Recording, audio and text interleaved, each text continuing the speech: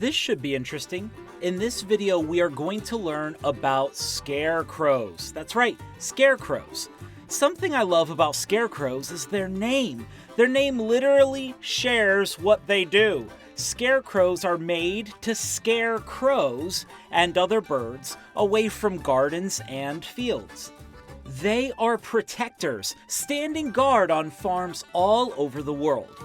Let's learn some cool facts about these farm guardians, starting with how long they've been used. Scarecrows have been around a long time, a super long time. Scarecrows actually date all the way back to ancient Egypt. In ancient Egypt, wheat was a very popular crop to grow. It loves the sunshine and doesn't need a lot of water. Egypt has a very hot, dry climate, so even today, a lot of wheat is grown in Egypt.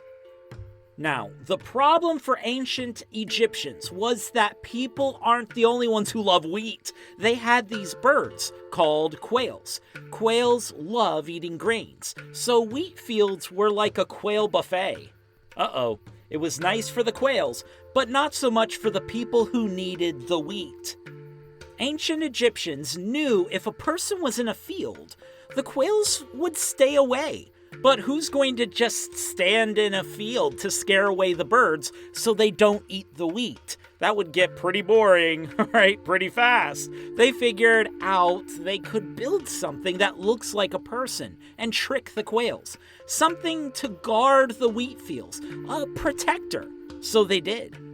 They put up fake people in the fields using poles. The quails were like, all right, looks like a person's there. We'll wait till they're gone. There were other methods they used as well, including putting nets on poles in their fields in an attempt to catch quails. But the idea of a scarecrow was born. Scarecrows were not just used in ancient Egypt, but in ancient Greece, in Japan, in medieval Europe, and more. Scarecrows have been used so much in farms all over the world, they have become a symbol of farming and a symbol of the fall season. That's why you might see a lot of scarecrow decorations during fall. Since they are a symbol of fall, and some of them can look spooky, scarecrows are also a symbol of Halloween. But scarecrows don't have to look scary to us. The birds don't care. A scarecrow with a cute face and a smile can work just as well as a spooky one. So, scarecrows are designed to prevent birds from ruining gardens and fields. Even though crows are in the name, scarecrows can help keep many different types of birds away and minimize some of the damage birds can do to the food and plants we grow.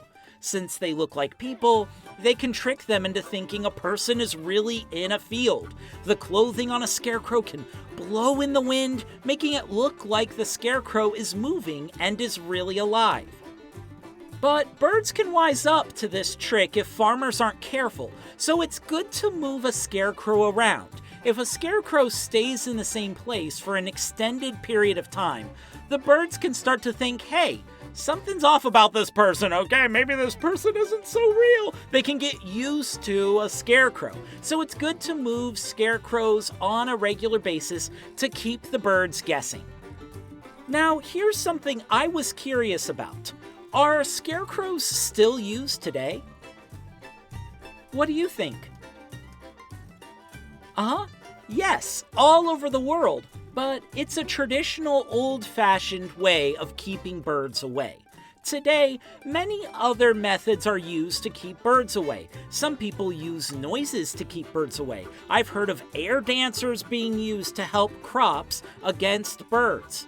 If I was a bird and I saw this, I would fly away immediately. No questions asked. I would be gone. I also found that they have developed robotic hawks to scare birds, okay? That's pretty epic. That might be my favorite method, actually. Robot birds! Robotic hawks! Woo!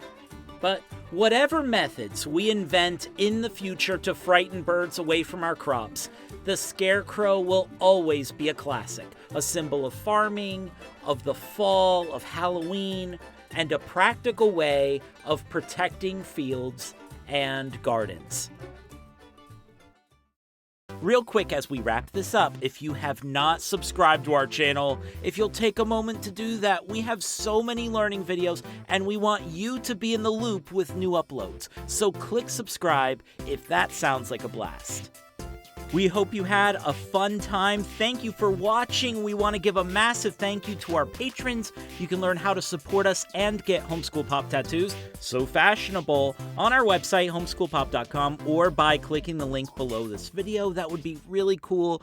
You know you're awesome. We know you're awesome. And we're excited to see you on the next learning video.